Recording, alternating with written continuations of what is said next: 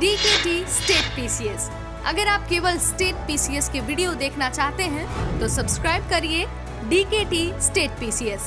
यहाँ आपको राज्यों की लोक सेवा आयोग से जुड़ी परीक्षाओं के टॉपर्स के वीडियो अरेंज फॉर्मेट में मिल जाएंगे और लिंक डिस्क्रिप्शन बॉक्स में भी मिल जाएगा। नमस्कार दोस्तों, मेरा नाम दीपक सिंह है। यूपी PCS 2023 में 20वीं रैंक के साथ मेरा सिलेक्शन डिप्टी कलेक्टर के पद पर हुआ है। आज मैं इस मंच के द्वारा मेरी क्या स्ट्रेटजी थी, मैंने कैसे 20वीं रैंक प्राप्त की, इस बारे में बात करूंगा। सबसे पहले मैं अपना एक संक्षिप्त पृष्ठभूमि बता देता हूं। मेरा नाम दीपक सिंह है। मैं उत्तर प्रदेश के बाराबंकी ज़िले का निवासी हूं। मैंने अपने स्कूलिंग अपने गृह जनपद बाराबंकी से की है। 2014 में मैंने अपना इंटरमीडिएट की पढ़ाई पूरी की। 2017 में मैंने अपना स्नातक किया लखनऊ विश्वविद्यालय लखनऊ से। स्नातक में मैंने BA का रखा है मिडिवल एंड मॉडर्न हिस्ट्री से और लोक प्रशासन से। उसके बाद 2018 में मेरा चयन उत्तर प्रदेश पुलिस में एज आरक्षी पद पर हुआ और वर्तमान में मेरी तैनाती हरदोई डिस्ट्रिक्ट में है और अब मैं आपके सामने SDM के रूप में बैठा हूँ। सबसे बड़ी चीज़ ये है कि नौकरी के दौरान मैंने किन किन सोर्सों का पालन किया जिससे मैं SDM बन पाया, तो मैं अपने उन रिसोर्स के बारे में बताऊँगा जो पढ़कर मैं आपके सामने एज SDM बैठा हूँ। तो सबसे पहले मैं आप सबसे बोलूँगा कि आप अपना फाउंडेशन मजबूत रखें। फाउंडेशन मजबूत करने का मतलब ये है कि आप जब भी तैयारी स्टार्ट करें तो एक साल का अपना टारगेट ये बनाइए कि जो भी हमारी बेसिक किताबें हैं, जो हमारा सिलेबस है, जो हमारा PYQ है, उसके बारे में आपको अच्छे से नॉलेज होनी चाहिए। क्योंकि आप जिस युद्ध में उतर रहे हैं, मैं तो UPSC यूपी PCS को एक युद्ध मानूंगा। युद्ध एक ऐसा युद्ध जो हमारा फ्यूचर डिसाइड करेगा। तो आप क्या करिए, उसके जितने भी अस्त्र शस्त्र हैं उसके बारे में आपको जानकारी होनी चाहिए। तो मैं हर पेपर का जो मैंने किया है उस बारे में आपको बताऊंगा। सबसे पहले बात, यूपी PCS में प्री के स्तर पे हम क्या करें। देखिए, मेरा मानना है कि PCS की तैयारी कभी प्री स्तर की नहीं होती है। मेन पूरा खेल जो होता है वो मेंस का होता है। तो आप क्या करिए, जो भी तैयारी स्टार्ट करिए अपनी, प्री का मेंस वाली स्टार्ट करिए। कैसे पढ़ना है, जब आप मेंस की तैयारी करेंगे तो उन टॉपिक पर विशेष ध्यान रखना जो प्री और मेंस दोनों में आते हैं। उसके बाद क्या करना है, PCS सेंट्रिक कुछ चीज़ें होती हैं जो प्री में पूछी जाती हैं, तो आप वो कर सकते हैं। मैंने हिस्ट्री, क्योंकि मेरा बैकग्राउंड रहा है, मेरा ग्रेजुएशन हिस्ट्री से था और मैंने PG फिर हिस्ट्री में किया। उसके बाद मेरा नेट JRF भी हिस्ट्री से था, तो मुझे हिस्ट्री में कोई इतनी दिक्कत नहीं होती थी। लेकिन जो हिस्ट्री बैकग्राउंड के बच्चे नहीं हैं, मैं उनको एक चीज़ बता दूं, यूपी PCS में प्री में 20 से 25 क्वेश्चन हिस्ट्री से पूछे जाते हैं। तो आपको क्या करना है, जो भी NCERT की किताबें हैं हिस्ट्री की, आपको वो अच्छे से करना है। खासकर 11-12 के NCERT। उसके बाद मॉडर्न हिस्ट्री के लिए आपको स्पेक्ट्रम पढ़ना है और कई बार उसका रिवीजन करना है। ठीक है। एशियन के लिए आप घटना चक्र की किताब है और मॉडर्न और मिडिवल के लिए भी घटना चक्र की किताब आपको करनी है। PYQ आपको देखना ही देखना है और PYQ में क्या देखना है, जो भी क्वेश्चन है उसके विकल्प और उसका एक्सप्लेन सेक्शन। ये बात रही हिस्ट्री के। अब बात करते हैं ज्योग्राफी में। ज्योग्राफी में मैंने क्या किया था, मैंने ज्योग्राफी में क्या किया था, 6 से 10 तक मैंने NCERT पढ़ी थी। उसके बाद एक 11th क्लास की फंडामेंटल की किताब आती है, मैंने उसको किया था। बाकी मैंने घटना चक्र की किताबें पढ़ी थी और मैपिंग सेक्शन पर मैंने बहुत ध्यान दिया था। उसका रीजन क्या है, जब आप यूपी PCS का PYQ सही से एनालिसिस करेंगे तो आप ये पाएंगे कि मैपिंग सेक्शन से ज़्यादा क्वेश्चन यूपी PCS पूछता है ज्योग्राफी से। तो आपको क्या करना है, इंडिया के साथ साथ वर्ल्ड का जितने भी मैपिंग सेक्शन में हैं, जैसे नदियाँ, झरने, मरुस्थल, पहाड़ और जितने भी तुम्हारे लौह अयस्क के संसाधन है, कोयला, ये सब आपको पढ़ना है। जो तुम्हारा ये है सवाना का क्षेत्र है, जितने भी तुम्हारे टुंड्रा प्रदेश है और जो भी PYQ यूपी PCS पूछता है उसको आप देख के अपनी तैयारी को धार दे सकते हैं। बात ये रही ज्योग्राफी की। इकोनॉमिक्स के लिए मैंने क्या किया था, मैं आपको एक चीज़ बिल्कुल ईमानदारी से बता दूं, ज्योग्राफी के लिए मैंने 11th क्लास की NCERT पढ़ी थी और जितना भी करंट के मुद्दे इकोनॉमिक्स में चल रहे थे और जो यूपी PCS के लिए आवश्यक हैं, मैंने वो करंट किया था। हाँ, मैंने बजट, उत्तर प्रदेश का बजट और केंद्र सरकार का बजट मैंने अच्छे से उसकी समरी पढ़ ली थी और उसके बकायदा शॉर्ट नोट्स बना लिए थे।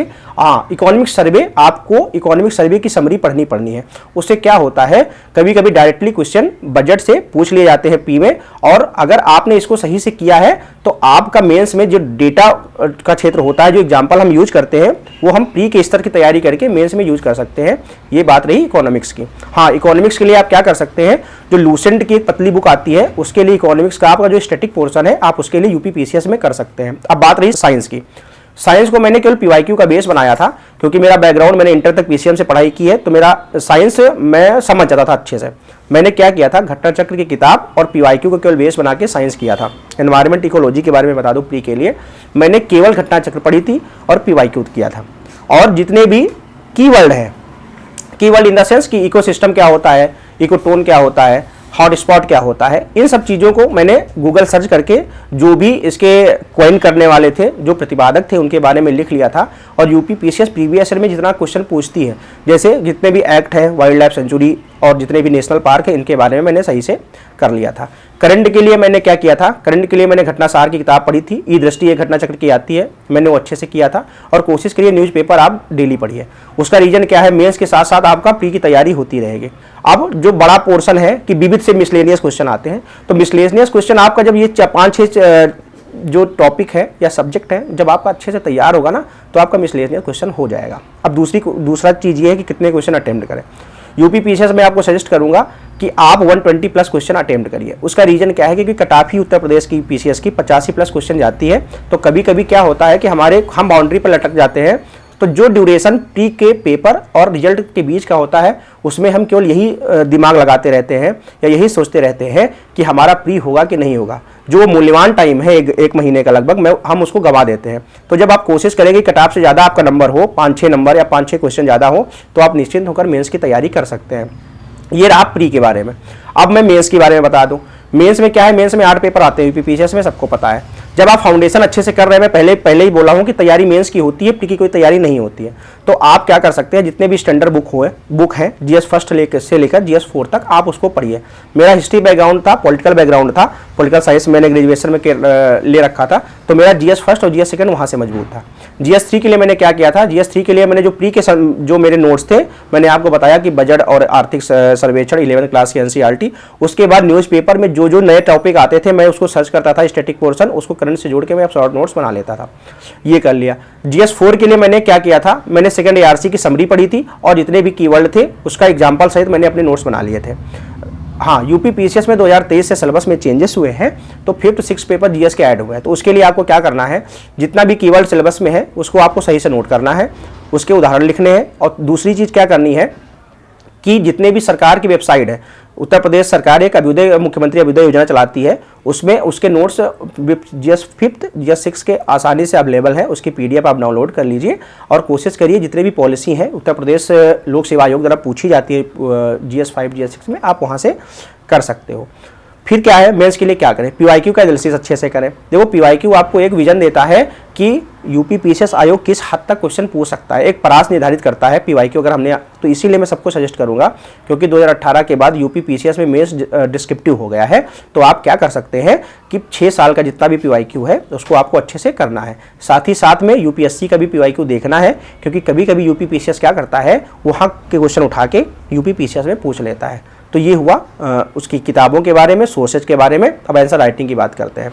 आंसर राइटिंग ही आपको सिलेक्शन दिलवाएगा, क्योंकि यूपी पीसीएस में मेंस 1500 नंबर का होता है। तो मैं आपको ये सजेस्ट करूंगा कि जब आपकी जीएस की तैयारी अच्छे से हो जाए, जब आपके अंदर इतने विचार आ जाए कि हम आंसर ड्रॉप लिख सकते हैं, तो आप क्या करिए, तभी आंसर राइटिंग स्टार्ट करिए।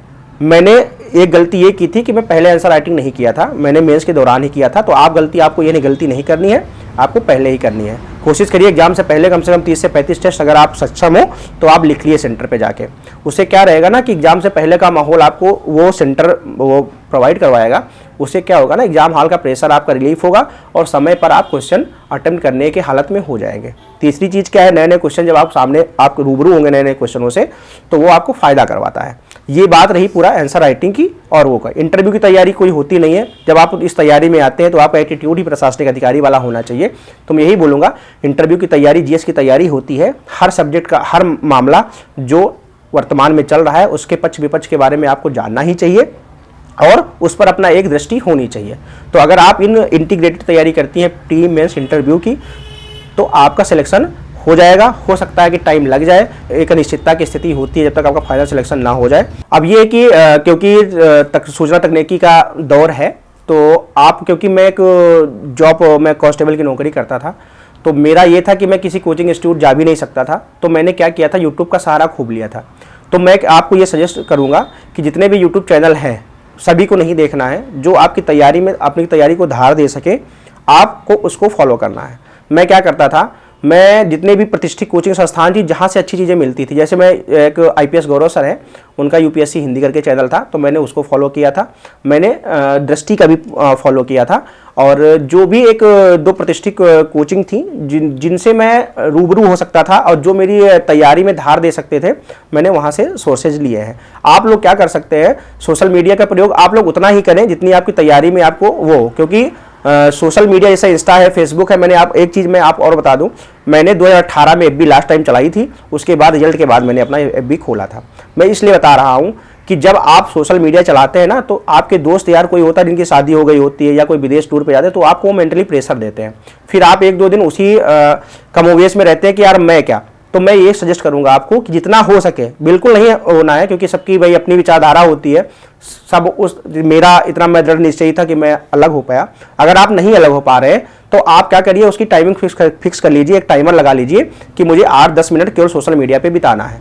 और क्या करिए कि तैयारी के दौरान केवल अपने चुनिंदा कुछ दोस्त रखिए, उनसे आप बात करिए जो आपको मोटिवेशन दे सके, और अपना परिवार से बड़ा मोटिवेशन मुझे नहीं लगता कोई होता है। और जो चीज़ आपकी तैयारी में बाधक हो, आपने दिमाग में एक फिल्टर लगा के रखिए कि जो चीज़ हमारी तैयारी में मदद करती है, हमें उन्हीं चीज़ों को अपने दिमाग में रखना है, और जो चीज़ें हमें तैयारी से दूर करती हैं और हमारे सिलेक्शन को रोकती हैं, तो आप कोशिश करिए उन चीज़ों को अवॉइड करिए। तो मैं आपको यही सजेशन दूंगा कि आप सोशल मीडिया से दूर रहें। और सोशल मीडिया दोधारी तलवार है, इसके फायदे भी है, नुकसान है, तो फायदा आप उठाइए जैसे मैंने उठाया। अगर मैं यही बोलूँगा, अगर मोबाइल ना हो तो शायद मैं आज SDM ना बन पाता।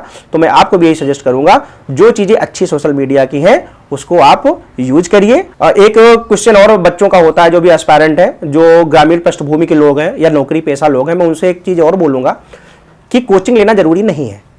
मैं क्यों बोल रहा हूँ, और मैं होश हवास में ये चीज़ बोल रहा हूँ कि मैंने कोई कोचिंग नहीं ली थी, क्योंकि मैं उत्तर प्रदेश पुलिस में एज कांस्टेबल कार्य कर रहा था, तो मेरे पास कोचिंग करने के टाइम नहीं था।